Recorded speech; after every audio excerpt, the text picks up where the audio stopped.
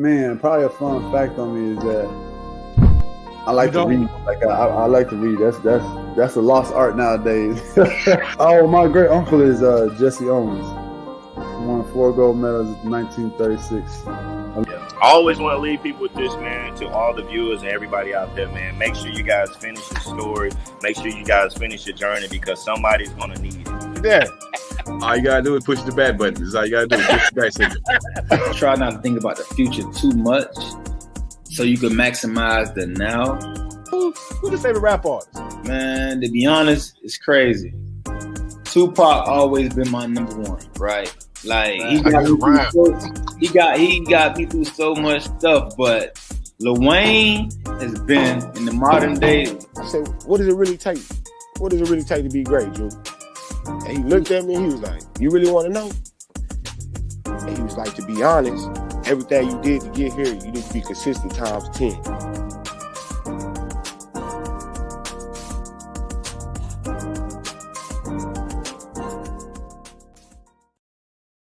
What's up? Everybody out there doing it. A happy hump day to you. It's your boy, Coach Lee. Welcome to the Number Basketball Show, where we take an in-depth look at the NCAA men's and women's Final Four tournament tonight, as well as talk about some NBA news and highlights. But before we can get it started, I got to get the crew up in here. Got to get my man all the way from the Northeast coming in with that hot fire. What's up, Middle Wide? What they telling with Tico to the hoop? That's a foul and one. Count the bucket. What's going on, everybody? It is also hump Wednesday, but we talk about basketball here, Number Basketball Show, man. Glad you guys can make it tonight. Hope your day's going well, Coach. Absolutely. Definitely. You know, before I bring my guy on, I want to shout out the All-American game last night. It was awesome. It was great on both sides. I want to give a shout out to the young fellas doing their thing, everyone involved. But, yes, we're going to bring this guy on. That green hat looked wizardy today, but I'm not going to say much more on it. My guy, who indeed, blood on blood, my guy Willie in the building. We're going to let that slide because my boys have been trash lately. So I mean, like, word. We're going to let that slide. Indeed, man. Last time I checked, though, man, Mavericks just put up 37 in the first quarter. 37 in the first. I mean, they gave up 28 with it, but, you know, it is what it is. We're not talking about that. Don't jinx it, man. What you got? Playoff aspirations or something like? With you. Just here for Coach Lee to go off on a Mavs tonight. Couldn't come fast enough. Indeed, man. You know, we're gonna have some Mavs stir cooking tonight. You know, we're gonna have a couple things. Oh, as always, we got a few things on our plate. You know, we're gonna chat a little bit. So, you know, tap in, like, subscribe, share on YouTube. You know, you can watch us on Twitch. You can watch us on YouTube as well. You can watch us on Facebook. Right along, you know, for the time that we're here. But before we get started, though, you said something about a plate, man. You know, Oh, let's talk about the fat boy stuff. Come right on, here. man. Yeah. So today, Popeyes launched a strawberry biscuit. Yeah, I heard about the strawberry biscuit. How you like it? Did you like it? I haven't tried it yet. Oh. What you think they mailed it to him? That might have to be a Chester, or maybe on a chopper or something, or maybe on a play card sheet on Monday. Call the strawberry biscuit. Look, man, we fat boys, but it ain't like they mail it to us first day. Like, I wish, but I mean, hey, I gotta. No idea. That I want to do some cards, but hey, they don't send me nothing either. But strawberry biscuits sound like, look, it may be good, but it do sound like they're doing too much. Popeyes calling you. It sounds like they doing too much. Enjoy. Shout out to you, Bobby. So, man, we towards the end here as far as the NCAA is concerned, huh? Yeah, man. It's to the end right now. It's unbelievable what's gone on, what's happening, but it's all excitement at the end of the day. And what more excitement than teams getting upset, brackets being bust? You know, Cinderella's not only keeping the slipper on to 12, but beyond that. Mm-hmm. It's so much that's going on, and you got to shout out the young boys, man, because every game could be your most important game. And a lot of these Cinderella teams are definitely playing that way. Mm-hmm. Cinderella stayed out past curfew. Fat. Way back. Oh, pumpkin and all. It's gonna be hard for her to get Lawson off. and the pumpkin. Yeah. How Punk is surviving the spring? I don't know. We'll find it out now. So we're gonna take a look tonight. First off, we talking about we got the women's Final Four. We got to show some love to the to the other side. It's honestly a better Final Four. The women's no bull for what it is right now in terms of the teams that's in it. It's a lot of interesting facts to know, stats to know. There's been some upsets. There's been some shit talking. There's been even in the WNIT, there's been people knocked out. Women's basketball is being paid attention to, and I'm happy that it is. Sometimes it brings one person to bring to the party, but the question is, can it sustain? I hope it does. Of both Final Fours, there's not a game that I'd rather see than the Iowa versus South Carolina, because it's the best, it's the clear best team in women's basketball versus the clear best player in women's basketball. That's gonna be a show. I hope David slays Goliath. I hope she wins. I hope Clark gets that dub, but she got a whole ass team to deal with to do it. So,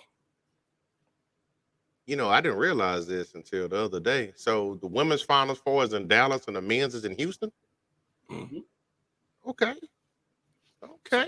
We all Texas now. Texas is going to be lit this week. Texas is going to be lit. Hey, we ball down here too, man. I believe it, but what did Texas do? They get like both Final Fours. Like they have those same year.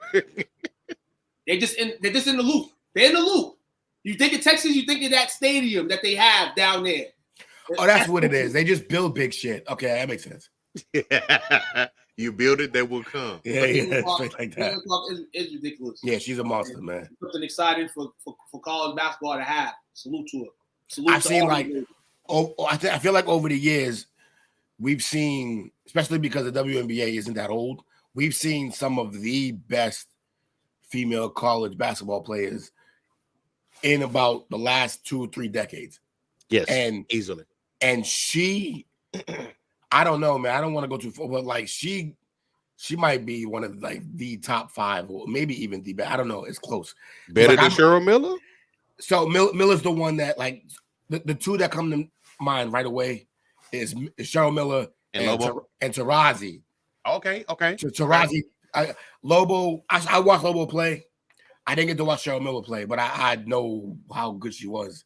I watched some of Lobo, but I watched Tarazi like the whole run, every game pretty much. Her going crazy. And then Maya Moore was a problem.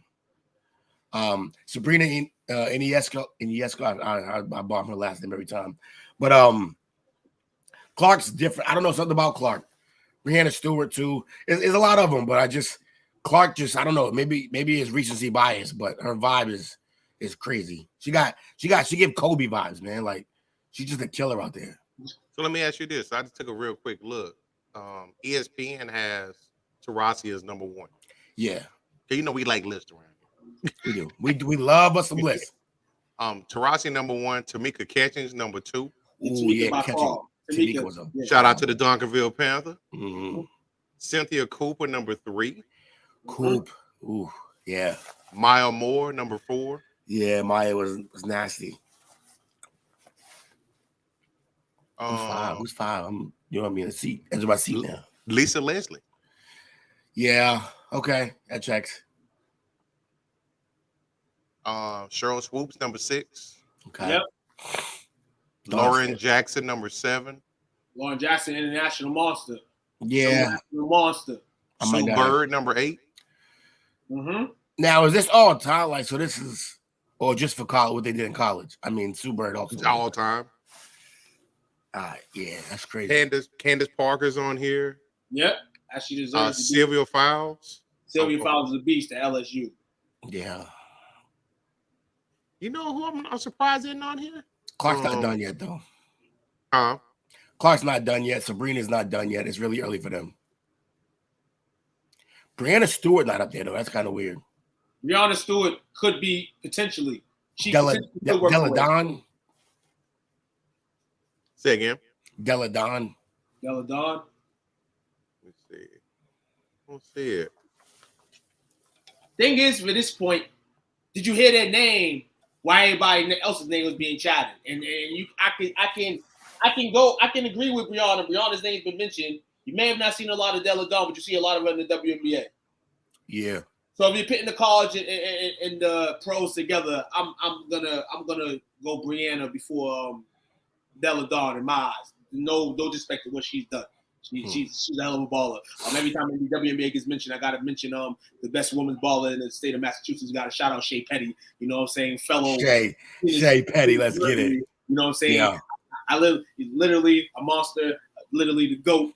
You know, I just seen her just big dudes, man. Shea was a pro. She's just nice.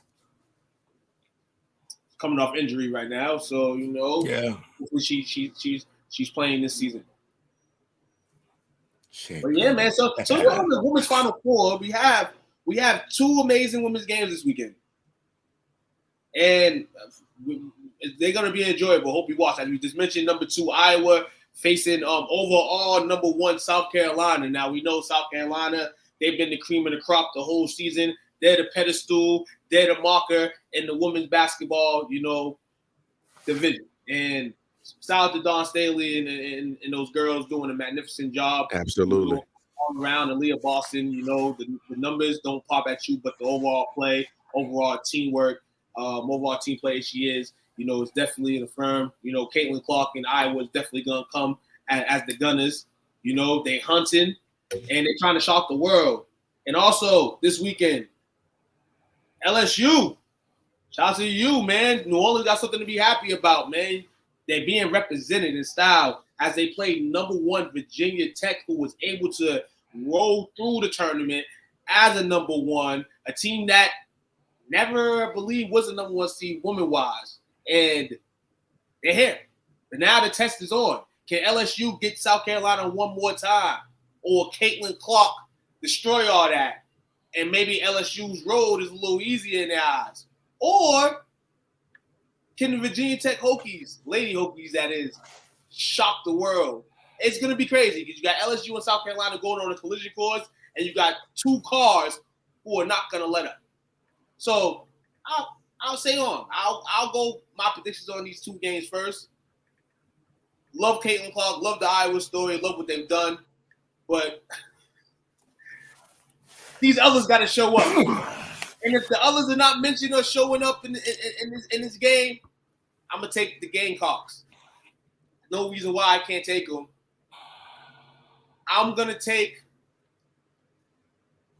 LSU over Virginia Tech. I think the collision course stays around. I think they meet up in Texas for it all. I really think so. You got Angel Reese, got Leah Boston. They looking to lock up again. And those are the 2 other ladies that's under Caitlin Clark right now.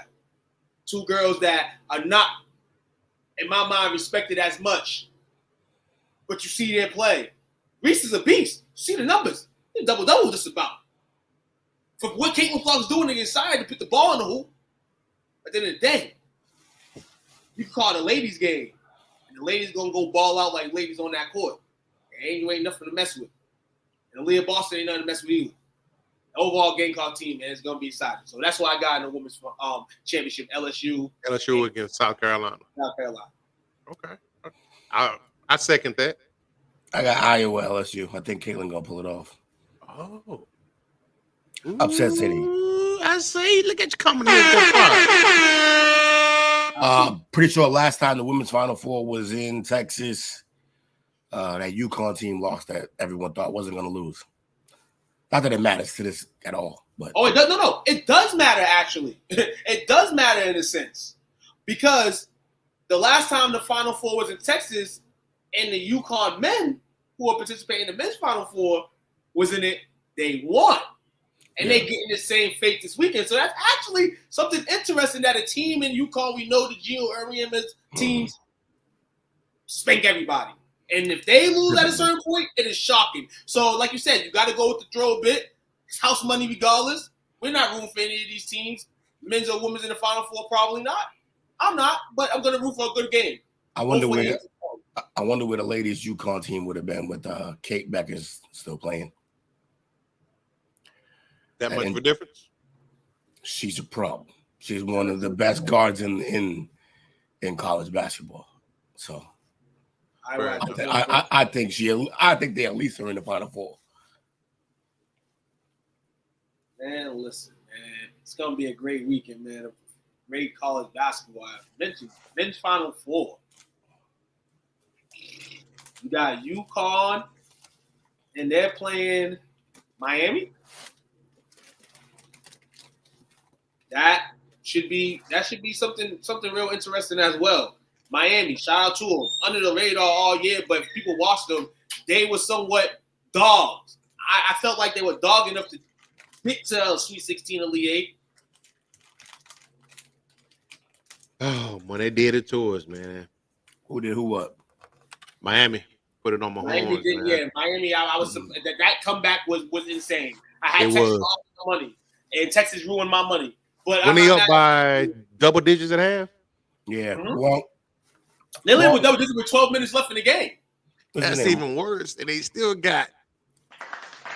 Yeah. That's one thing about this final. There's one thing about this college basketball situation that's turned too, and it's turned in basketball and all. Leads aren't safe. In college basketball, you used to have that. Like leads are somewhat safe, you know, and they're not safe. It's the 3-ball, man. 3-ball, yeah, definitely. What's that kid? What's the kid? Wong, point guard for Miami, the guard. I think his name's Wong. He killed y'all. He went crazy. He straight pimp slapped us, man. Yeah, pretty much. He almost single-handedly. Yeah. Y'all going UConn or Like Miami that. in this one? If you had to choose one, who's going to the national championship? UConn been wiping people down though. Like they ain't been no comeback. They ain't been no comeback with UConn. They've been smacking people. Bob Hurley's been putting the gospel in their ears. All around great point guard at Duke. Now putting his mind up, and after different turns. Is he coaching UConn? Yes. See, I didn't realize. I checked out. I didn't realize. Who is That's crazy. Bobby Hurley's the one coaching UConn. I did not know that. I didn't realize that either. Ain't that a blip? Yeah, that explains. Yep. Yeah, that explains some things. Yeah, I'm not gonna bet it. I'm not betting against. Yeah, they are. Taking UConn. I mean, I didn't take them last week. I just had to see. I had to test their will for a bit because UConn hasn't been here in a minute. So I had to test the will. Now I have to go UConn. I have to go UConn over Miami. UConn. They beat Houston like they stole something. No, not Houston. Arkansas. Mm-hmm. It was like 93 to 60, 65. Like that's crazy. I thought Emeka Okafor and Ben Gordon was out there the way they was chewing them up. He a throwback. I thought they was all there, like right. Kemba, Baz, like everybody. It's crazy, man. You got the other side. You got Florida Atlantic. They still winning that shoe. The pumpkin's still orange, man. Shout out to the number 9 seed Florida Atlantic as they play number 5 San Diego State, a team that has a lot of upperclassmen, was able to get by the games that they needed to over some young squads that had power. Turnovers. And Alabama, was one of those teams that just got aced out by them. This game here, it kind of has vibes both ways because both of these teams, people would say, probably shouldn't be here, but they're here. And they're going to play. And people are going to pick who they want to win and who has the better style, who has the better play. Just like you with UConn, I bet against them last week. Not going to happen twice. So, Florida. I take Florida Atlantic? Yeah. Coach, who you taking? San Diego State? Cinderella going all the way to the dance. So you got Florida Atlantic winning it? Yeah, I just think of all the teams that they had to deal with, this one actually it falls in line for them. I think this is exactly the type of team that they wanted to face in this spot. Well, here's my thing. We already talked about Bobby Hurley as being the head coach of UConn. I'm leaning towards UConn, but only because of they had 22 turnovers against Kansas State. Can handle type of mistakes. And each of the first 3 tournament people teams they played, they've had at least 13 offensive rebounds. So they're giving teams second chance points. Who, Florida Atlantic? Yeah. Now, And yet they're still here. So they're still here. But I look at UConn though from a consistency standpoint. Like, a lot of people thought that Houston was going to win it or Texas was going to win it. Now, the big thing about them is they don't have those cold spells on offense like Houston has, or the complete meltdowns on defense like Texas. And both of those is the reason why neither one of them are here now. I think UConn is more, their depth is good. They can roll AD if they need to. UConn playing Florida Atlantic playing San Diego State, right? Yeah. Yes. All right. So I got Florida Atlantic going on, and then UConn going on, and that'll be a fun championship game. I'll be real, man. Florida Atlantic to me this looks like the more exciting team in this tournament. These two teams, at the end of the day, they're gonna have to mix their styles on the court anyway. They're gonna have jitters. But Florida Atlantic has always been able to get rid of those. And like you said, Coach, you can't in the biggest games. You can't have those turnovers. You can't have those things. And I think San Diego State, if Florida Atlantic is doing that again, San Diego State will be able to capitalize on that. Like I said, a lot of upperclassmen, a lot of things they've seen in tournament games and on regular season games. I think that can have an effect on Florida Atlantic, but I'm actually, I'm not even gonna go Florida Atlantic. I'm gonna go San Diego State.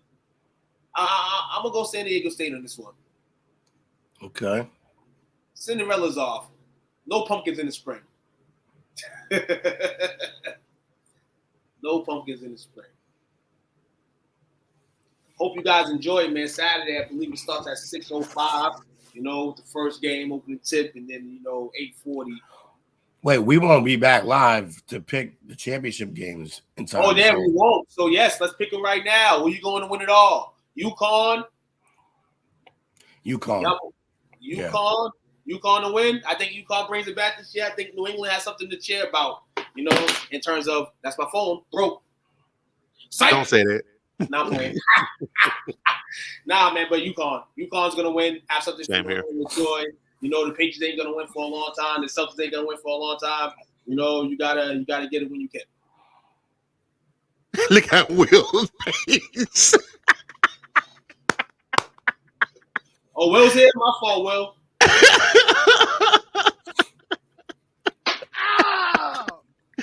Yeah. He like, so we gonna go there? Nah, it's cool. He got about 5 more games to try to make the play in, so we'll see what happens. Oh, we looking okay right now. Yeah. Look like you about to go to 8. Look like you about to go to 8 for 7 tonight. Dallas helping y'all. Hey, well, Dallas helps us, and they can't help themselves. Better for me. Because now we keep winning, and Dallas keeps winning. Hey, don't matter now. Y'all already below.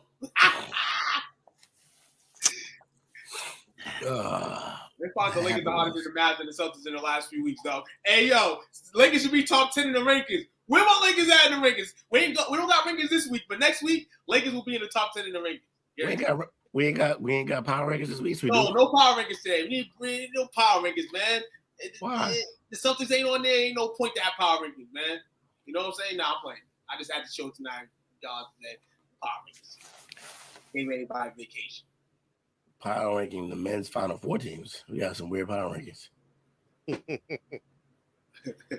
I ain't even checked the docket. I see it now. So we get into the news. We'll take a quick break. Oh, we breaking already? Okay. Take a quick break. We a little early tonight. We got somebody we got to lay down the bed early. Gotta pay the bills. Meta World Peace has to take care of his brain cells. Old Man River. We'll be back in about 15, 20. Appreciate y'all hanging out with us on the Nothing But Basketball Show. Hey guys, it's your girl Tamara Moore, former WNBA guard and current head coach at Mesabi Range College. I want to give a big shout out to STWF Media, the big brand, for showing love and always being about those good sports. Make sure you guys show them love. You and your community can join them every week to talk about sports. Shouts out to them and make sure you check them out.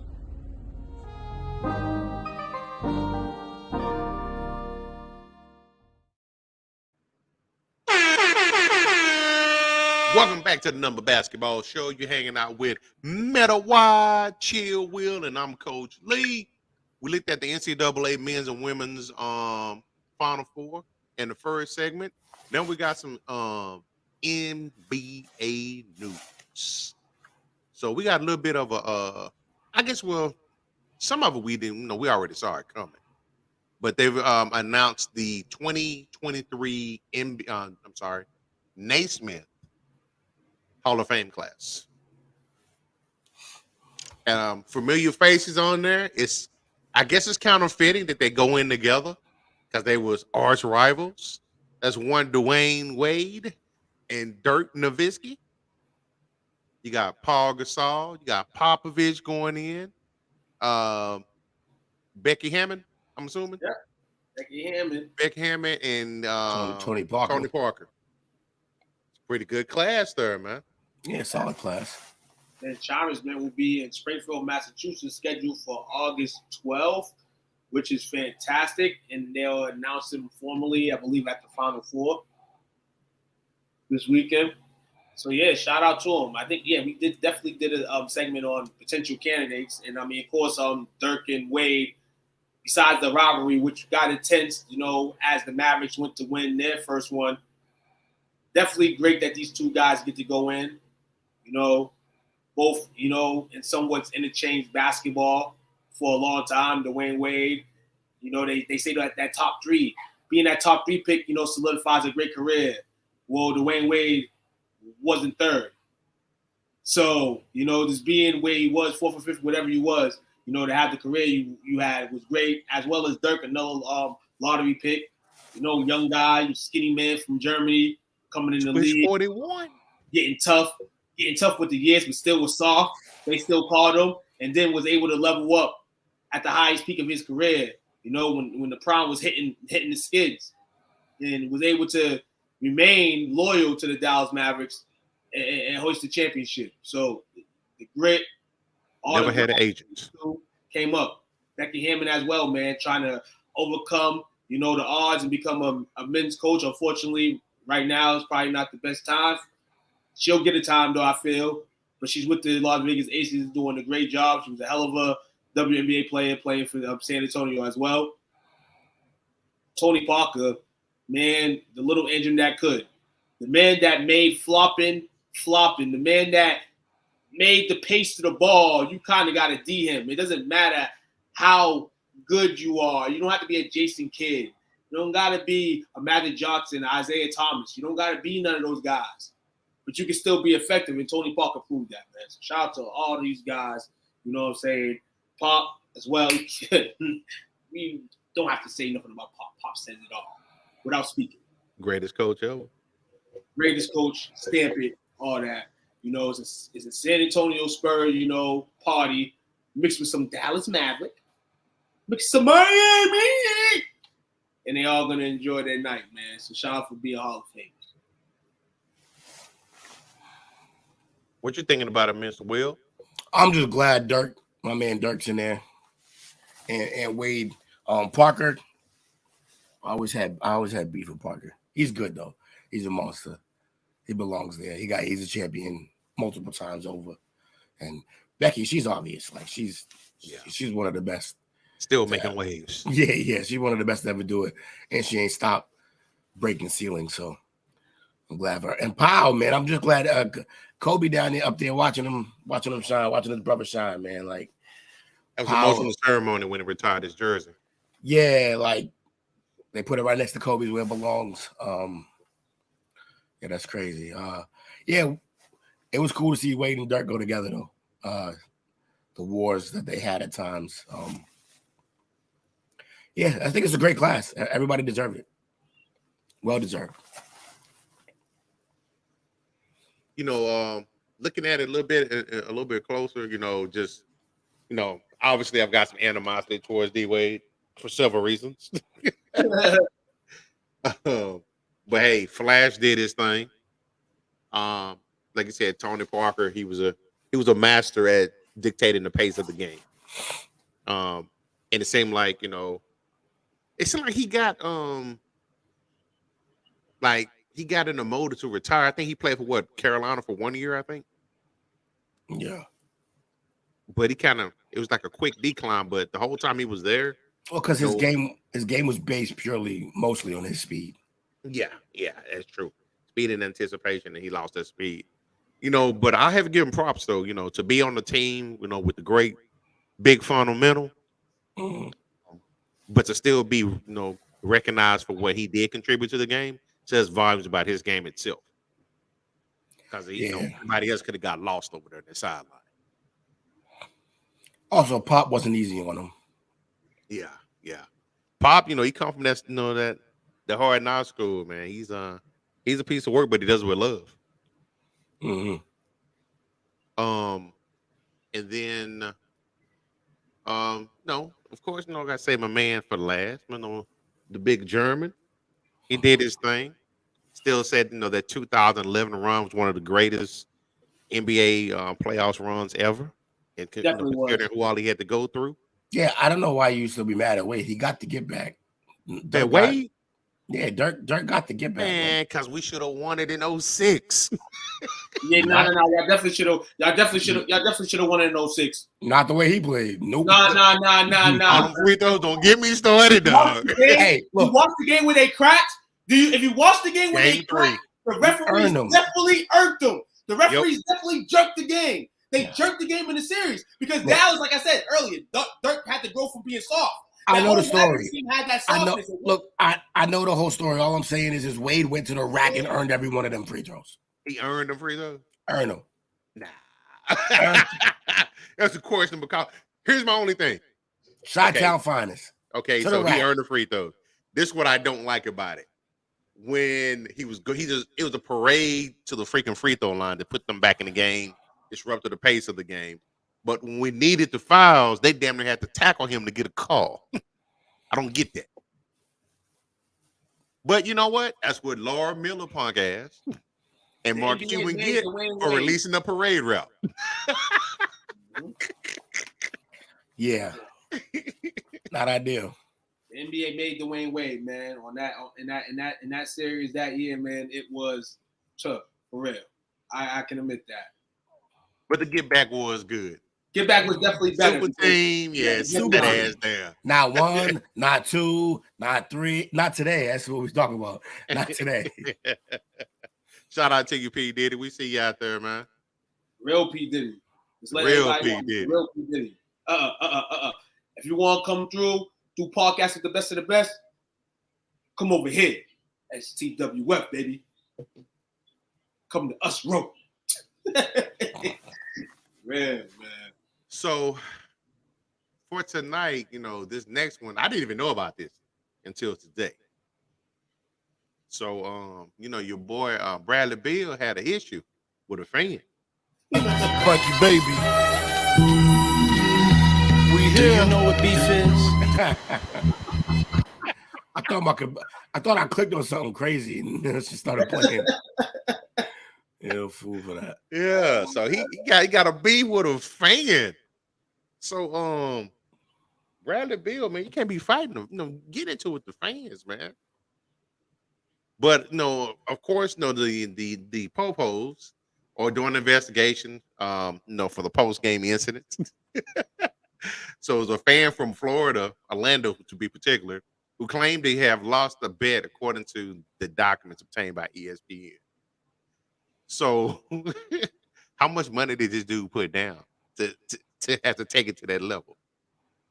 Because they did review the footage of the altercation.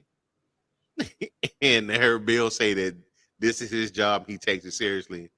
And the man is heard apologizing, implying he did not intend to offend him. He told the dude, you made me lose 1,300 downs, you effer. Oh, man. Yeah, this whole... Hope it's not DC police doing an investigation.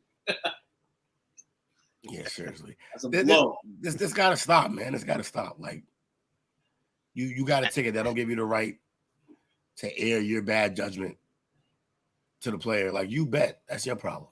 Right. That's why it's called betting. That's why it's called betting. Some, you lose some. You want to accept the odds. You want to accept the bet. You have that in that time to accept the bet or not place it, and you placing it, and then Bradley Beal does not get what you want, that is not his fault. That is your fault. Because at the end of the night, you know what happens? Bradley Beal still gets a paycheck at the end of the night. Bradley misses a game winner or doesn't miss a game winner. You know what you don't get? You don't get paid. So you better blame either your app or your friends for paying you to gamble. And you want to gamble, you got to take it like a man. You got to take what's in the kitchen. You lose a bet, you may want to take a seat for a while. $1,300. You know, some people might be like, oh, that's not a lot. Nah, I mean, your hard-earned cash, you know, to put in money. But, you know, this is why, like Will said, it's a bet.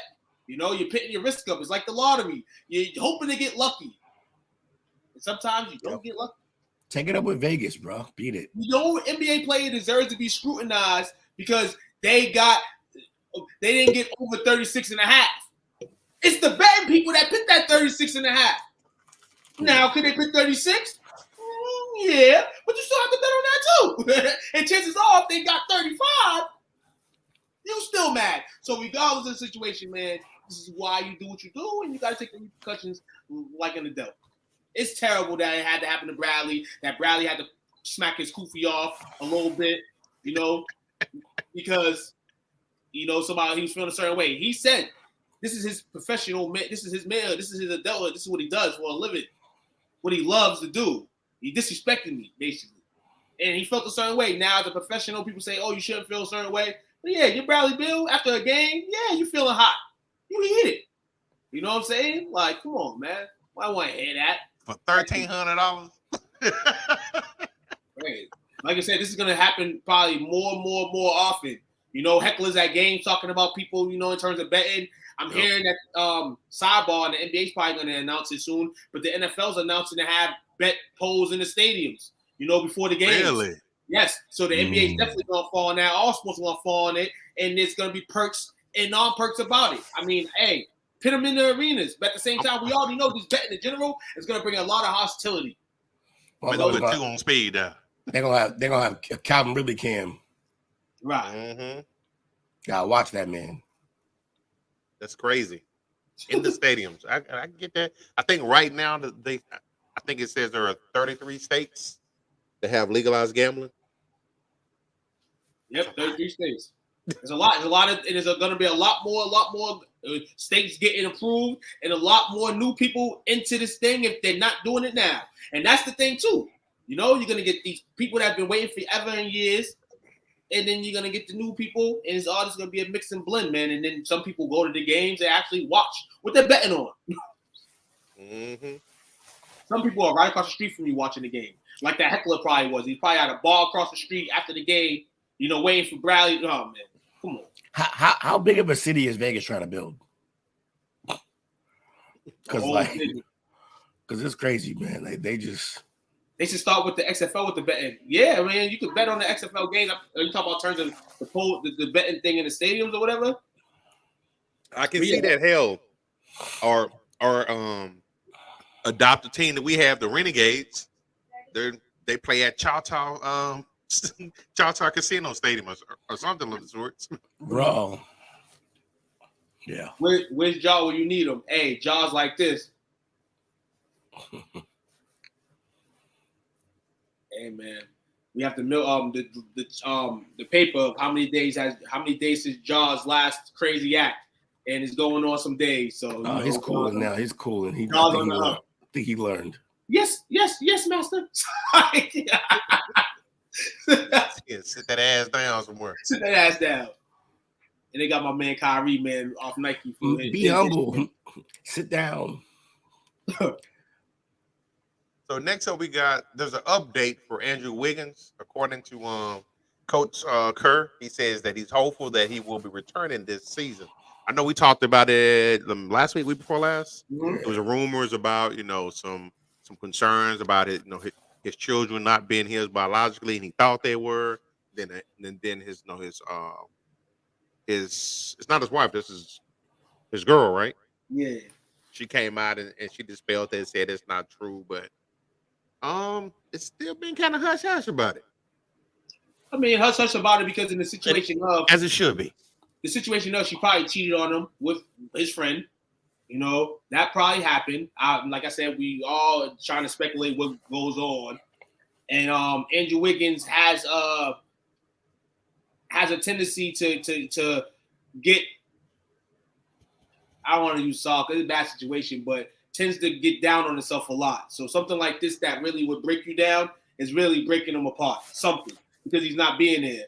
But overall, for this Warriors team and the way they're struggling, especially on the road, you know, defensively and all that and they're supposed to be a defensive sounding team first before they blow an offense. That's kind of was the memo, though their offense is fire. They're missing Andrew. And they're missing Andrew for this reason. You got Draymond, Clay, and Curry that are hitting in the echelon. They're hitting their mid-30s. You know, they're getting older. You got Wiggins, who, when you traded for him and he gave you what he was giving you, you know, he's that kind of younger guy that can shape up and keep you, you know, around for a little bit. They're missing that right now. So Wiggins able to come back for the Warriors. That's going to be great for them coming in the playoffs. Some youngins, and you see how he comes back and perform. That's the only question I have about how he perform coming back. They're missing that defense and that athleticism that he brings to the team. I'm gonna have to disagree with you, Coach. Though, what's that? I think we should know what's going on. Really? I know. Here's why. You missed 20 games without any kind of injury going on. Like Kyrie was going to family members' birthday parties, and that was headlining news when he missed. But they did say it was a family matter, but they didn't go into details. You think they should go into the details of it? I just think, like, look, if somebody died, then yeah, okay, that's. I mean, but there's a lot of games to miss. Is he getting paid? I mean, they respect. I mean, probably. I mean, they respected you. They respected you leaving. So you, at any point, you could have just said anything, and this kind of went with it. But the fact that they graded you for this long, and didn't let your business out, and then all of a sudden that comes out, you know, a couple weeks ago, and everything that spurs up from there is kind of like, we know Andrew, the basketball player, and like I just said, he breaks down mentally. So something like this that supposedly happened, he's not there. And I mean, a lot of people look at mental health and all that, you know, most importantly, a lot of people first, now and on, and that's a great thing. But can he overcome this? If it's something he can truly come, he's gonna have to come back because he's getting paid to play the game. Like I said, at some point he's gonna have to come back. He can't just sit around pouting, you know, all day about what happened. He has to be a professional at some point and get back on the basketball court. But I think we're already past that point. Hopefully his mind is ready to do that. Because his mind's going to need ready to do that. Because as soon as he comes on, it's going to be a guy that they need, like a utility guy. I need you to fix this, that. Look, I get mental health and everything and the impact. Trust me, I do. I'll be first to advocate for that. But at some point, you are a professional. Yeah, you're a professional. You got to come back. Yeah, absolutely. And you are getting paid. You got to overcome that. A lot of money to be a professional. Anybody at any job, any of us. You know what I'm saying? We, at the end of the day, we got families. And also, how is TMZ not all over this? I know. You know why TMZ is probably not all over this? Probably because probably being paid not to be. Yeah. Because who knows what stuff is really crawling under the bed at this point. Yeah, that's a lot. There's a lot of sketchy going on with that. That's all. A lot of sketchy going on. For real, she said it was nothing like that. His girl said nothing like that. Probably changed them. Probably not the kids being his, but for damn sure there was some dealing going on with Andrew's best friend. And we see people in the NBA, and you know we don't know all their friends, but we know all the friends that they have within the league. Some of them, you don't really see that with Andrew Wiggins. So who does he really hang out with? What is his life outside of the basketball court? You know, you don't know none of that. So. Like people said, this is like his best friend. Like, how best friend are y'all? You know? The Sandlot best friends? Is somebody just men go to state best friend? Who knows? Yeah, that's all. Who knows if he was providing for this guy with his NBA career and all that? You know? But that's the backtrack. Like I said, main point we all know is that he has to come back. A lot of questions, and that's the problem. And the things about it, too, is the team has no idea when it's going to come back. They're saying, they're using words like, we hope, indefinite. They're being supportive of it, supportive of him, but how long will they do that? And what's his contract looking like? Did they lock him up? Re-upped in October. That's what I'm saying. Like, that's Yeah, you got to show up, man. That's a bad look. You can't just get a brand new contract and now suddenly you pouting. I mean, I'm not wishing bad luck on anybody, but when they read him up, I didn't predict this was gonna happen, but I said, remember before Andrew Wiggins balled this year and got that deal, what was going on? He underachieved. That's what I'm saying. So I'm not saying he's underachieving right now, but this is something that could make him underachieve again. And then at the end of the day, paying Jordan Poole all that money, then paying him. And I was saying maybe you should never paid him. But I can see why you paid Andrew. You know what I'm saying? The way the market is. But I think they both deserve what they got money-wise. No. I'm not saying you don't, but I just felt like, we've seen the downside of Andrew. We always hope for an up, but as a basketball player, after a certain amount of time, that's kind of who you are. You might have a breakout. You had a breakout last year. You continue to give good play for the Warriors. But overall, it's going to end up coming back in itself with situations like, Jimmy Butler talking trash about you. Your best friend, sleeping with your girl. You like all that stuff. Allegedly. No, that's the truth. She slept with the best friend. Because when she would have said, I wasn't sleeping with the best friend. None of that. Girls, when they get on the media in the air, they want to lash it out. They want to let you know. They like this, that. All that extra stuff, the kids, nah. Because everybody would talk about the kids mainly. It was like, forget the boyfriends, like the kids not yours? What? Like, the kids are what important. The kids. Y'all can be away from each other and separate. It's the kids. Right. We shall see. Hopefully, everything works out for him and his family. Ben Simmons. I already thought this had happened. Oh no, it happened, but it didn't officially. It's the most non-news story we had in a while. No, dude done? No. That's why I picked this as a topic tonight. Depends on what you mean. No. Because I'm a lefty, and Ben Simmons is a lefty. Is he? I've never seen him shoot. Couldn't tell you. He's a lefty. Simmons lefty. But in all, like Coach has said, this may be the final. This might be the last time we speak on Ben Simmons in the NBA uniform. We might this might be the last time, even if he's in the NBA uniform next year. In terms of the talk, we may not be talking about him no more. So this is kind of why I brought this situation up, because for weeks coaches were saying and downplaying the situation. Media was kind of bringing the situation to the light. Jock Vaughn was interviewed, kind of didn't say nothing about it, kind of said they wasn't shutting him down. And then it was announced that Ben Simmons indeed is being shut down for regular season. Now, it's a few games he's been shut down for a long time. Let's just put it like this. He hasn't been playing basketball. We're going to say that he went to another Ben Simmons moment. The mentals definitely, when we talked about Andrew Wiggins just a few seconds ago, the mental might be shot down. The mental, it looks like it's all the way done, and it looks like it's not going to come back.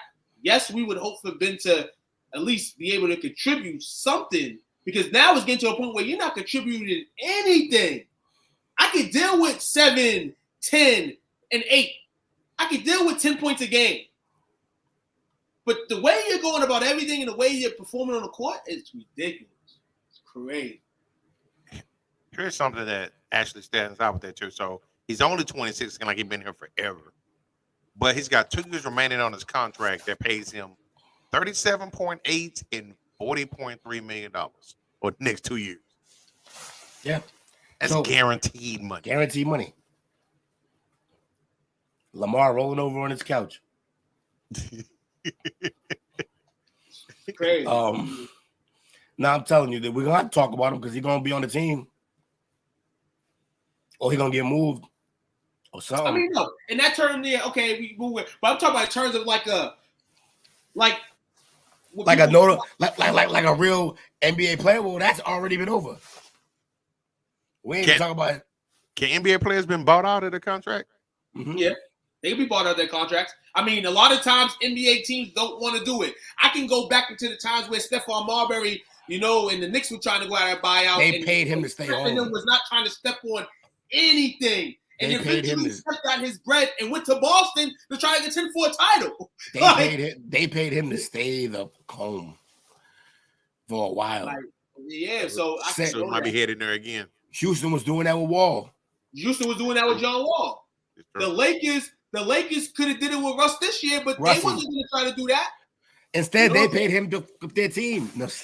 Right. So at the end of the day, a lot of people can get bought out, but the situation is, do you want to buy a guy like that? Do you want to give that guy that respect? You got a fly in the house? Nah, it's big ass. It's the big things that eat mosquitoes. What is that? That's some Texas shit. What are you talking about? Yeah, it's they pretty much taken over the area this year. These motherfuckers are everywhere. Oh, maybe I won't be coming to visit. They look like I'm coming to visit. They look like a giant mosquito, but they eat mosquito, which is good because we get mosquitoes real bad in the summertime down here. Y'all got the chocolate covered caterpillars down there, right? You got the who? Chocolate covered caterpillars. I have no idea what that is. He said chocolate covered caterpillars. That's crazy. Hey, yo, I got it from like a movie or something. I'm trying to think, dog. He got wild. He got wild. Chocolate covered caterpillars. All set. You want some 2 old men? No. No.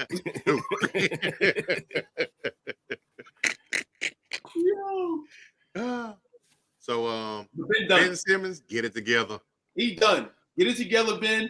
He's gonna be on somebody's bench with shiny suits on. You know what I'm saying? Living luxury. Yeah, I'm an NBA player. Yeah. He don't care though. He just he don't like basketball. Care. So and what's crazy, this is the same book that was out on him when he was at LSU. Yeah. He quit on them during tournament time. He don't do He just said, I'm not playing in the tournament. Like, forget y'all. Like, what? It's been a disappointment because at one point in time, I remember when he first came in, he was balling, they was saying they was like Magic Johnson comparisons. Well, he was like a 16, 8, and 8 type of guy. Yeah. Yeah. And then the one year he was in the run for Defensive Player of the Year. He was. And then he didn't take that one dunk, and the world turned on him. The entire world. No, Joel Embiid stayed healthier a little bit more, and then the Atlanta Hawk crap when he did that. That was like the sign of the real straw. Like everything came crashing down when he didn't dunk that ball. After that, that was it. The whole world gave up on him after that. And then maybe Jimmy Butler. Season was 2020-21. Maybe the minds of Jimmy Butler too, man. Because you got to remember, man, Jimmy was squeezed to try to get back in there. And, at that time, you have Embiid, but you also have Ben Simmons, who are prying for power. And I used to say, they're prying for power over there. They're prying for power. And then it really started to come out. And then really started to come out. With Embiid, it started to come out. Like, they was buying for power. Because you got to remember, Simmons is the first-round pick. Embiid's the top 3 pick. Embiid's like the at that time, the franchise changer. Ben Simmons is the guy actually playing. So they're knotting heads. And everybody's just thinking like they're not. And eventually it all comes out. They were butting heads. Literally. I don't remember any headbutting other than with Jimmy. And we get heated every single night. Ben Simmons don't take a shot. Every single night. And it got to a point where he stopped taking shots completely. And then the playoff game where Embiid was kind of like, well, I'm not going to say anything, da-da-da. Yeah, that's the opposite of bumping heads, though. They were bumping heads. No, the thing is, the media will keep it. The media will above it, but the players don't want to be in the media like that for something like that. But as things boil, and then now you get to the posture of Ben, you start to hear the real feelings of Embiid and how he felt about Ben. He every night. Nobody want to sit there after years and years, 5 years, see this dude and then it's going downhill, and then a playoff game where we have a chance to get to a finals. I just think Embiid thought he was weak, and then we see that it's true. That's it. I think that's all it was. I think everybody thought like he was just tired of him not balling. I'm not saying it's like that. I'm saying in terms of like, damn, the mental, like, you gotta remember Joel Embiid too. I mean, there was times where, Simmons had to lay Embiid back because Embiid's hurt a lot. But Embiid's like, damn, we really here. Like, I'm here. Like, how much more of my career do I have left? You know what I'm saying? And you over here fucking shit up, shaving points. Like, come on, bro. You shaving points, bro. Literally, shaving points. No, I agree that Embiid had a problem with him. I don't think Simmons had any problem. I think Simmons had a problem. Yeah, he was weak. He was. You know, I was looking. So his first year, he averaged 15, 8, and 8 on 54% of shooting. Yeah. Second year, 17, 8, and 7, or 17, 8, and 8. And then third year, he had 16 and a half, 8, and 8. Well, he could do a bunch of things. Just what he couldn't do is what limited him. They figured out he couldn't shoot for anything as far as like he had no mid game. He had no J. It wasn't even that he couldn't, it's that he wouldn't. That made it worse. Yeah. Because it's one thing when you just can't shoot, but if you take the shot and maybe you hit one or two randomly, somebody still might have to close out on you. They were literally like giving him the Rusty treatment. Like, all right, have fun out there. You think he can turn it around, or you think he's done? He could if he wanted to, but he don't love basketball. He got the yips. It's not even yips. He does not love basketball. He already locked this in. He got paid. He's fucking industry bitches. Like, he don't care. He really don't. Sad. It is. And maybe if there was a point in time where he did care, I could think maybe he'll get back to it. But he didn't care at college. That's true. That's a valid point. So, like, he didn't care. A very valid point. He just got through in high school, did whatever he wanted because big man on campus, literally and figuratively. The man just don't give a shit about basketball. It's sad with all that talent, man. Think about in this day and age, even if he couldn't shoot, he should at the very least, he should be Draymond Green 2.0. The better version. With that size and athleticism, he could do everything that Draymond does. That's true. He just don't love basketball. Sad. You don't want to be the man. So I guess it's the poor Bobby been waiting on. Oh man, Bobby, man, we got something for you this week, man. Got some flavor for you guys. Now, tonight, what you got for Bobby? We got something for Bobby tonight. You know what I'm saying? There's a topic floating around that, you know, we talked about discussing it this week. And we added it in, man. You know, kind of the state of the Mavericks. After the trade deadline, you know, before the trade deadline and acquiring Kyrie, the Mavericks were 5th in the West. Yep. Or 4th, I believe. And since the Kyrie trade, they just don't have that mojo no more due to pieces that they gave up. And kind of, you know, you sacrificed what you had this season. I don't know if it's for years to come, but that's what you did. Where there was indifferences with your team already, with certain players defensively and things like that. So you kind of added no defense at all. Now you came out like, yo, our team can't defend. We should go pick up Kyrie Irving.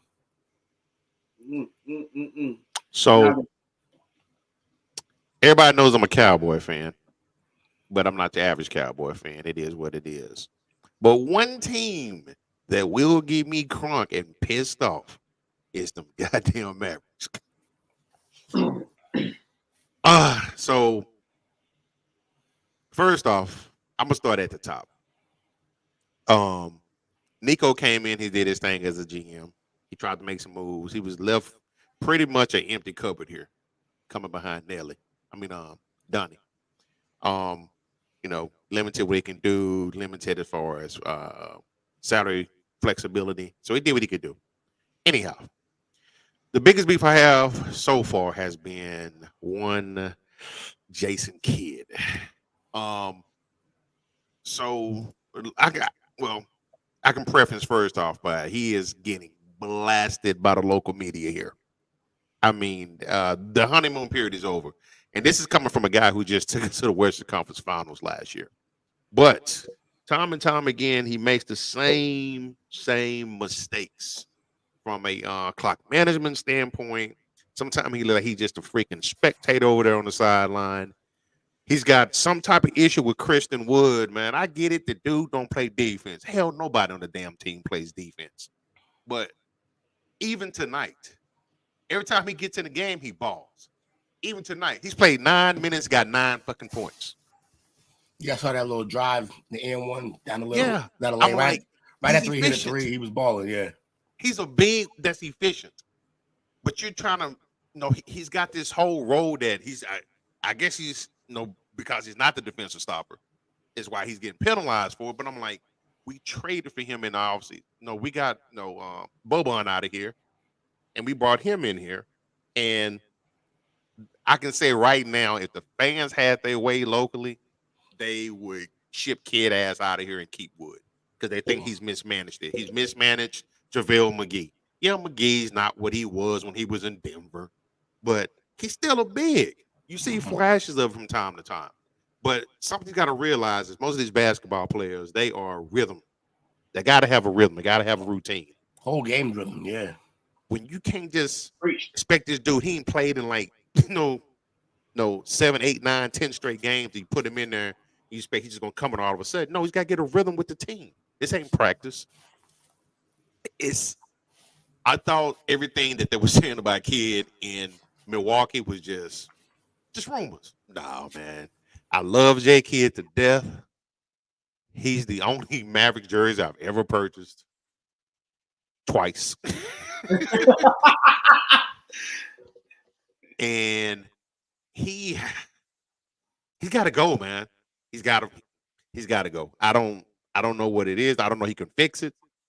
But he just seemed like he said just so fucking disenchanted over there. Now, here's the one thing that I do see from him.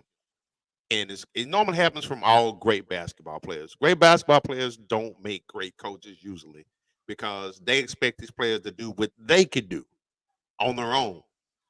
Not realizing that's what made you great, man. So he just sits over there. And Luka with the fucking whining and the crying all the time. He's turning over to the 4-on-5 fast breaks on the other end. At some point in time, who's going to have the nuts in the organization to say, man, shut the fuck up and ball. Quit all the whining and crying. You're disrupting what we're trying to do. I'd wait till after that first contract. But yeah, he need to be told. Yeah, he's who Luka? Yeah. Yes. It's nauseating, man. Just all he do is bitch and complain, man. That's all he do. Time. He's like that one dude who always effing up the game at the park, man. Just causing so many arguments, yeah. Yeah, shut up and ball, man. Outside and smoke a cigarette after. And now, I don't know. They constructed this team. They got McGee and Powell. So let me go back. The writing was kind of on the wall with Wood because I don't know if y'all remember or not. Came here, he's supposed to start. And then kind of during the summer, going into right before camp started, they said he was going to be coming off the bench. And everybody's scratching their head. What the fuck are you talking about? Right. You just got this dude, key acquisition. Millions of teams wanted him, coach. And what? You're going to sit him on the bench? And, like I said, did we get to the Western Conference Finals last year because of J Kidd? He had a couple of questionable games that, I think it had more to do with the chemistry of the team and Luka last year. Oh, yeah, chemistry. Especially Brunson. Brunson, those 2 games came up huge while Luka was out. I think the team did more of the heavy lifting than the coach did last year. But I'm with Jason Kidd like I am with Dak Prescott, man. I'm done. I've seen this. We're wasting times. We're wasting time, man. People Luka saying basketball not even fun anymore. People wondered when the Lakers had him on their sidelines and they were in the trouble of firing Vogel and everybody was like, great J Kidd. I guess the Lakers knew kind of why not to bring Jason Kidd because not only are you going to have to sign this man for some good money, this is probably what you're going to get, what you're getting in Dallas right now. I'm not saying that Darvin Ham is a better coach than Jason Kidd, but he's a lot more cheaper coach than Jason Kidd. You know what I'm saying? So at the end of the day, if Darvin Ham's messing up, you can let him go in this free league. You let a guy like Jason Kidd go who already has the Hall of Fame pedigree of being a basketball player. That's what people do. you look at your resume as a basketball player and you see this. He was an assistant on the team. You know, you assisted, you helped out with the schematics was of the team, and you did a good job at it. Does that, in most cases, that gives you an opportunity to go get a head coaching job. Now you got a head coach. Now you have to deal with the real X's and O's. And like you said, really being confident and confident when you're playing in these games. And he's over here sometimes, like you said, on the bench. You know, sometimes he want to clap, disengage. Can't do that as a coach. Can't. You have your moments. You know, every coach has their moments. You know, but the way Jason's going about it, it kind of reads up what the team's going about it. And yeah, man, I felt like last year the Dallas Mavericks just had a great swing of luck and game just came to them in order to get to the West Conference Finals. They balled out. They competed hard, man. Sometimes the players are playing. The coaches don't really have to coach. The teams play good, then the coach is going to get a pat in the ass anyway. But yeah, when they're playing bad, you definitely got to look at players, and you also got to look at the coach. Jason Kidd's being looked at right now with the scope. I think Dallas overachieved last year. I think Kidd seat's hot. I think the Kyrie move was a cap move or a last-ditch effort to make sure fans don't completely cut out on y'all. I think they're in for a lot of changes moving forward. I think next year you're going to see Kyrie leave. They may have broken the Wood relationship a little too much, so he may leave. I don't see him coming back. Yeah, he may leave too. They own the bird rights, but I don't see him coming back at all. But that may be best for y'all. The truth is, because I don't know, just because offensively they look good, I don't know that it's a fit. We all got enamored with Luka, as we should have. Great player, amazing talent. Got a killer instinct that smart too, IQ. He got all of that. I believe that. But no, I was doing that as far as his head's not in the right spot. Well, he's a head case, but when you're that good, I can see it happening. You know, I think I did hear he got some personal stuff going on. Probably, but I don't know the whining and shit. He been doing that since he got here. We've already covered my stance on personal business in this podcast, so it's personal, but you also getting paid a lot of money to do a job. A lot of money to do a job. At least he's there doing it. So I'll leave his personal business for him. That's for him to deal with. If it's affecting him on the court, though, it becomes more than personal. Anyways, I just think that this team is in for a big change next year. They got to. I think Wood's gone. I think Kyrie's gone. Wood, Kyrie. Hopefully, I'm praying that Powell is gone, man. They got to move Hardaway. Yeah, they tried to. It's a bad contract. They almost moved him for what's the kid that ended up going from Orlando to Portland? Wait, Orlando. Wait. It was Big Portland. Man. Grant. No, Grant. Not Grant. Not Grant. Oh, it was. No, it's a light-skinned brother. Where was Savage go? Oh. Let me check this. Orlando to Portland. Who's on Portland now? That I don't even know. All I know is that they need to move a lot of pieces, and they got to go out and build a team. Luka needs a team like the prime Harden was with Houston. That's the type of team he needs. 3-and-D guys everywhere. Which made it so weird that they got rid of Finney Smith. That was his role. Honestly, the current exact Nets roster would be perfect for Luka. The current Nets roster, as presently constructed, is the way it is right now, would actually be perfect. It would for Luka. Shooters everywhere, defenders everywhere. Let him cook, and then one other guy in Mikal Bridges who can get you buckets sometimes. Anthony Simons. Oh, so I didn't think he was on Orlando though. No, he was drafted by Portland, I believe. He was just drafted, yeah. I thought. So was it Portland to Orlando or Orlando to Portland? Maybe it's the wrong guy. But from my understanding, he probably talking about Markelle Fultz that went from Philly to Orlando. Maybe from Washington. They played in Washington for the Huskies. Yeah, okay, yeah, that's false. He was no Portland. It was just Philly to Orlando. Yeah, I'll think of it, but I remember seeing him because his first game with Portland, he had some great defensive plays. But from my understanding, that's who they were trying to get for Hardaway.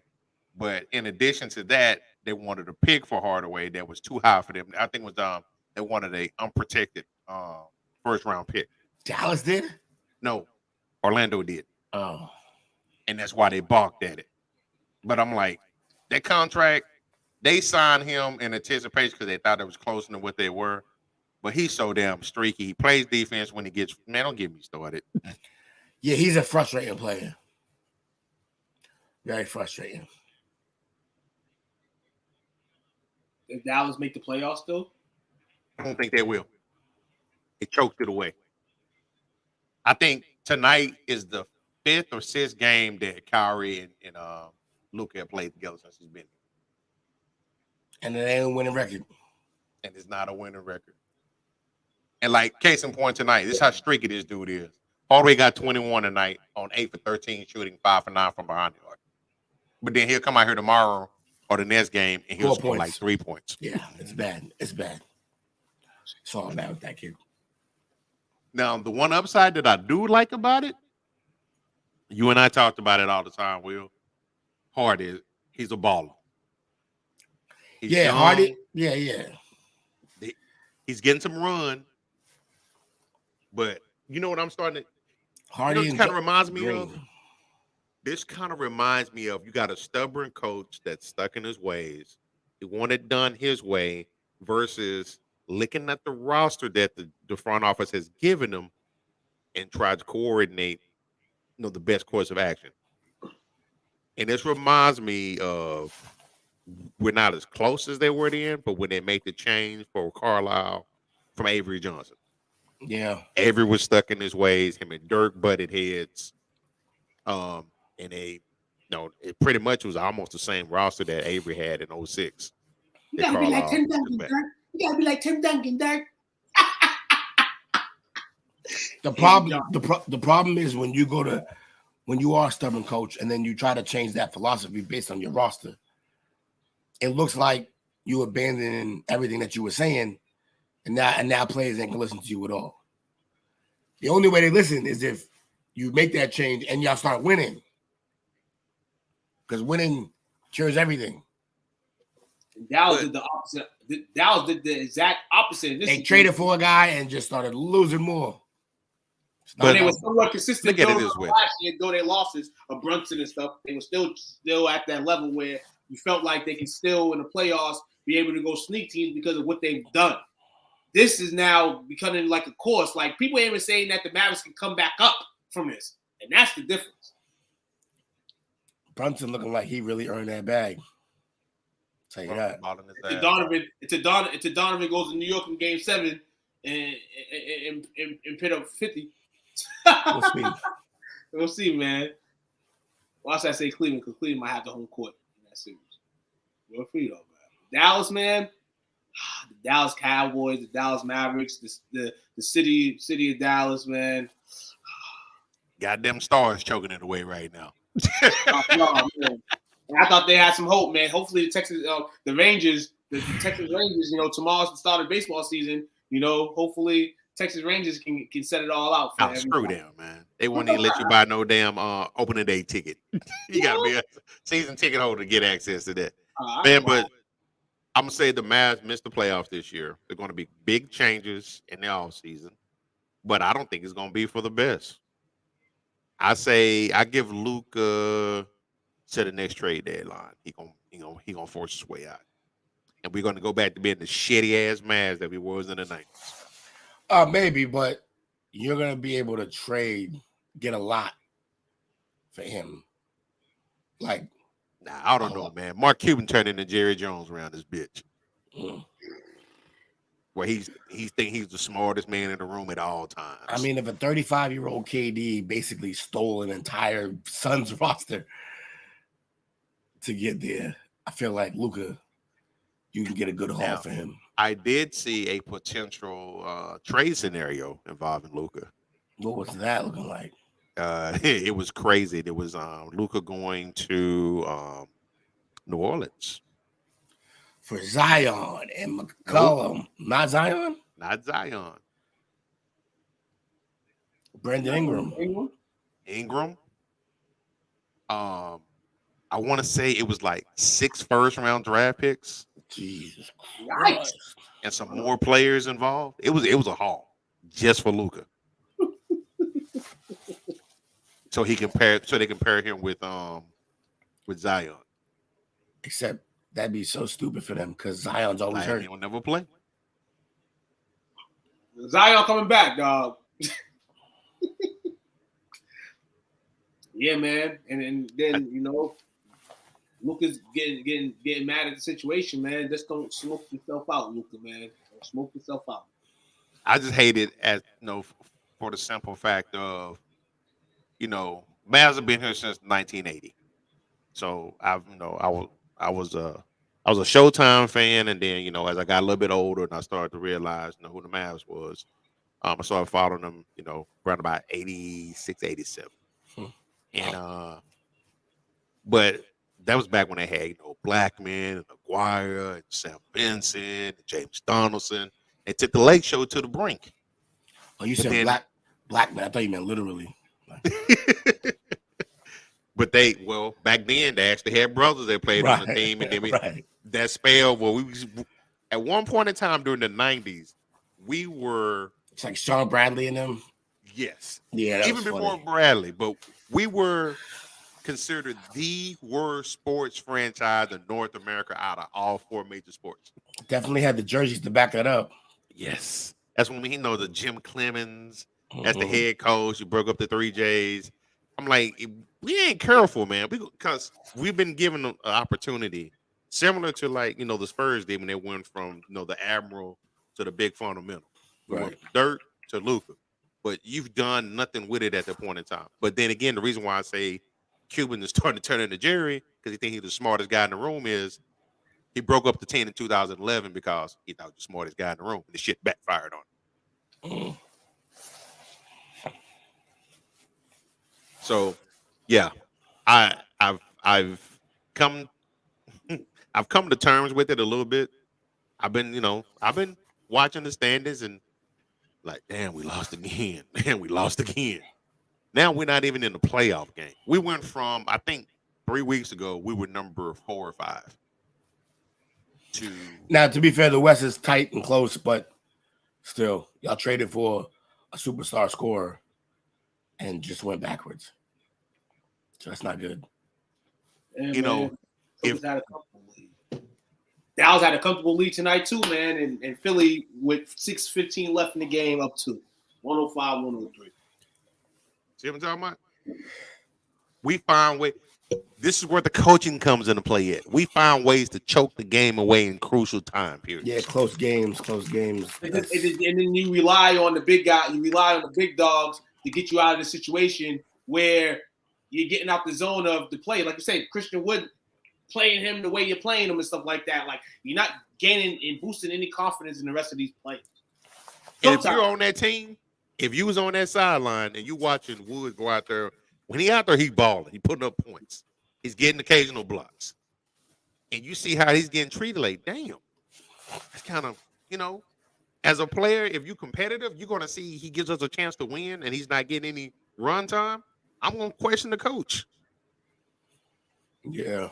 And there's really no veterans on this team. You got Morris sitting on the bench. Let him be a goon. Go out there and bang some people up in the paint for a couple of minutes a night. Yeah, he gets no play time. A couple flagrants. Call it a day. Yeah. He gets no play time. Yeah, that's wild. Tough team to watch right now. Man, you ain't never lying, man. You ain't. It's brutal, man. And I almost changed my profile pic today to is a picture I found of a kid doing like this. But they're saying that he might be already out because they're saying he changed his wardrobe. That's how close they're watching everything he's doing right now. Yeah, it's weird. It's a weird flex. I wonder where he goes, and I wonder who comes in next. Back to LA. Who would you want to come coach? Who would I want to come coach? He want Carlisle back. Nah, hell no. I don't.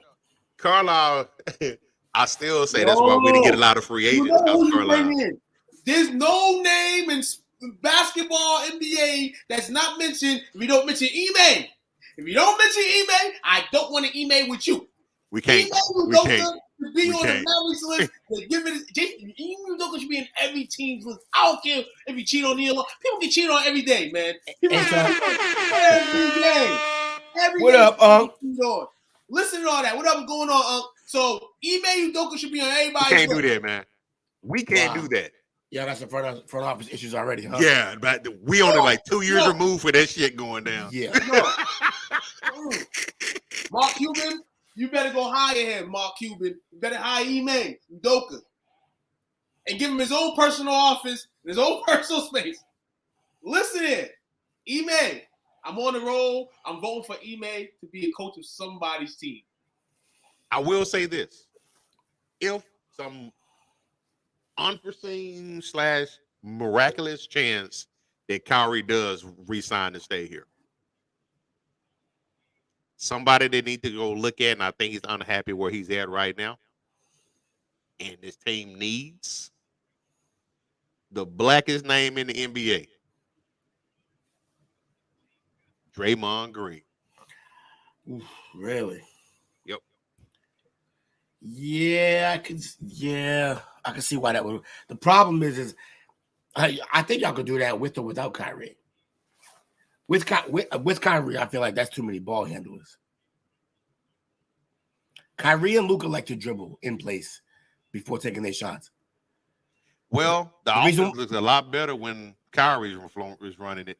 The ball moves around a lot better. Luka he dribbles for fucking 20 seconds and try to get the last. That's why I compared him to Harden. He's basically right. Harden. People can't trash Kyrie when it comes to that type of flow of the game because Kyrie's gonna make sure that the volume of the game stay good. Now, people will say, yeah, he lost earlier in his Cavaliers days, but the Cavaliers sucked as a whole. Like nobody was gonna get the Cavaliers under the hole, especially after LeBron. Like that's like a colossal thing to do. But overall, Kyrie be a headache, in terms of the off-court things and stuff like that. But on the basketball court, he plays the game pretty well, So it's just them two being together. You thought it was going to be hot. Now you see the assessment, and now you're like you said, you're off it. But here's the thing, though. He's the second quote-unquote superstar that's coming here with him, and it hadn't worked. It didn't work with Porzingis. It's not working with Kyrie. A lot doesn't work with Porzingis though, but yeah, I would agree. Yeah, that's why I said it takes a certain type of team. That's why I said it takes the type of team that Harden had when he was prime with Houston. Like I said, a bunch of 3-and-D guys. You got to let him just do all. The problem is that it's kind of the same problem that happened with Harden. He gets burned out having to do all that. Yeah. So you got to have one other guy who can help with it. If Kyrie's that guy, then that's what's up. And we're in the no man's land because we're not in the play-in right now. I think the win we had 2 nights ago put us out of the lottery chance. Because I forgot, I think New York has our first pick. Ooh, but it's top 10 protected. Okay. So but right now we're number 11. Well, maybe they traded for Kyrie to tank. That's the rumor is, dog, that they may start the thinking process, man. And let's see, man. Hey, bosses, Kyrie. Hey, man, shout out guys for the night. Hey, this is a little point, man. Genie Bus, get on the phone. Shout out tonight. I want to shout out you guys, man, for an amazing week. I wasn't here Monday. Kind of upset about that. It's all good, Hiding, ducking. I don't know, not hiding, ducking. We know what's hiding and ducking. We ain't gonna say no names. Shout out to everybody that tuned in tonight. Like, share, subscribe. Subscribe on YouTube. It's not hard. STWF Studios. All podcasts on there live. If you didn't catch us, catch us on there, man. Catch the rerun. We share on Facebook. Watch the reruns, man. It's a great show. Great. It's not a sitcom. It's reality right here. So you know what I'm saying. So tune in. Some real reality. This ain't Love and Hip Hop. It's real stuff. We don't put makeup on and say, this is your part tonight. You know, we don't do that. If it feels like that, that's just because we love it so much. But nah, no, man, appreciate you guys, man, on this Wednesday night. Everybody get some hump and be tight. Man, shout out to you. Go ahead. Shout out to you fellas, man. Shout out to everybody who tuned in. Shout out to the brand. And yeah, just shout out to what we do. I can't wait to next week, get it popping again, start it all over. Bobby, Jake is out on assignment. We got him working on some big important stuff for us. I didn't get the memo. Shout out to you fellas, man. Shout out to Bobby, Always Patrick, Frankie, and Unc, man. Oh, I know what he's doing. Getting some of those nasty ass Cracker Jacks for tomorrow. But I will say, Bobby, man, I kept the PG tonight, bro. Behind the scenes, I'm hotter than fish grease. But we appreciate y'all tuning in with us. Y'all be on the lookout. We got some stuff working on for y'all. The draft is coming up April the 27th and 28th. We're going to be covering the first, second, and third rounds. So be able to put that on your calendar. You can hang out with us, man. It's a draft watch party. But as always, we appreciate the unwavering support. Yeah, y'all like, comment, share, go to YouTube. All of that. YouTube especially. Free! Free 99, man. Free 99. We appreciate y'all. Number love. You know. Take care.